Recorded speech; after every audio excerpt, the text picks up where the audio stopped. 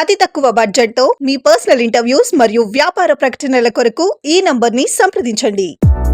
స్వాతంత్ర పోరాటంలో పాల్గొన్న వారి జీవిత గాథల ద్వారా స్వాతంత్ర పోరాట చరిత్రను వివరిస్తూ స్ఫూర్తి నింపే దిశగా దేశవ్యాప్తంగా అనేక మ్యూజియాలు పనిచేస్తున్నాయి. ఈ మ్యూజియాల ద్వారా స్వాతంత్ర ఉద్యమం, స్వాతంత్ర సమర యోధుల జీవితాల గురించి తెలుసుకోవచ్చును. ముఖ్యంగా నేటి తరం పిల్లలు ఈ మ్యూజియాలను సందర్శించి స్వాతంత్ర ఉద్యమం గురించి సులువుగా తెలుసుకునే వీలు కలిగిస్తున్నాయి. గుజరాత్, జార్ఖండ్, ఛత్తీస్గఢ్, ఆంధ్రప్రదేశ్, మధ్యప్రదేశ్, కేరళలోని గిరిజన స్వాతంత్ర సమర యోధులపై 6 మ్యూజియాలతో సహా మరెన్నో మ్యూజియాలను ఏర్పాటు చేయటం విశేషం. వాటిలో కొన్నిటి గురించి తెలుసుకుందాం.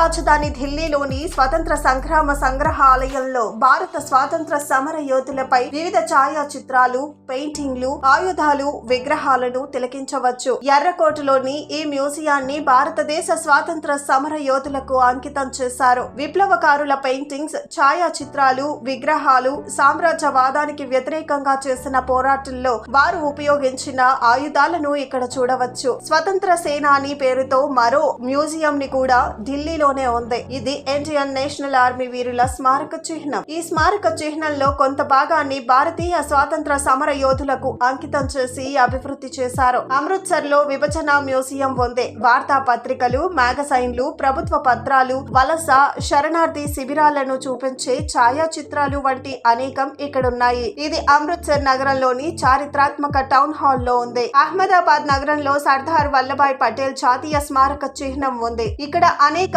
కళాఖండాలను చూడవచ్చు. ఆయన వ్యక్తిగత వస్తువులను తిలకించవచ్చు. ఈ కళాఖండాలను కాలక్రమానుసారంగా ఏర్పాటు చేశారు. సబర్మతిలోని గాంధీ మెమోరియల్ మ్యూజియంలో గాంధీ రాసిన 34,177 లేఖలు, 8,718 పేజీల మాన్యుస్క్రిప్ట్, 6,000 ఛాయాచిత్రాలు, 155 అవార్డులు ఇక్కడ ప్రదర్శనకు ఉంచారు. ఇక్కడి మ్యూజియం లైబ్రరీలో 509 ఆడియో క్యాసెట్లు, 121 రికార్డులు, 63 వీడియో క్యాసెట్లు కూడా ఉన్నాయి. Maulana Abdul Kalam Azad institute of Asian studies ద్వారా నిర్వహించబడుతోన్న మౌలానా ఆజాద్ మ్యూజియంలో ఆజాద్ కు చెందిన అనేక కళాఖండాలు ఉన్నాయి. మౌలానా అబ్దుల్ కలాం ఆజాద్ ఛాయాచిత్రాలు, అవార్డులు, బహుమతులు, వ్యక్తిగత ఉపయోగ వస్తువులు, పత్రికలు వంటివి ఇక్కడ తిలకించవచ్చు. 1961లో కోల్కతాలో నేతాజీ రీసెర్చ్ బ్యూరో స్థాపించిన ఈ మ్యూజియంలో సుభాష్ చంద్రబోస్ కు సంబంధించి విస్తారమైన వస్తువుల సేకరణ ఉంది. ఇందులో సుభాష్ చంద్రబోస్ కి సంబంధించిన వస్తువులు, ఫోటోలు, లేఖలతో సహా అనేకం ఉన్నాయి. ముంబైలోని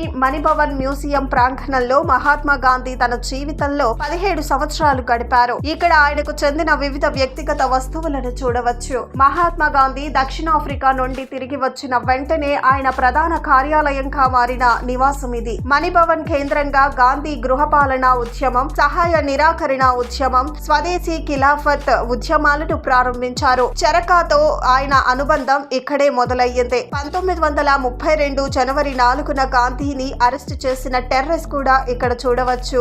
ఢిల్లీలోని లాల్ బహదూర్ శాస్త్రి మెమోరియల్లో శాస్త్రికి సంబంధించిన ఫోటోలు, స్మారక చిహ్నాలు, కళాఖండాలు, సామాజిక రాజకీయ జీవితానికి సంబంధించిన కథనాలను ప్రదర్శనకు ఉంచారు.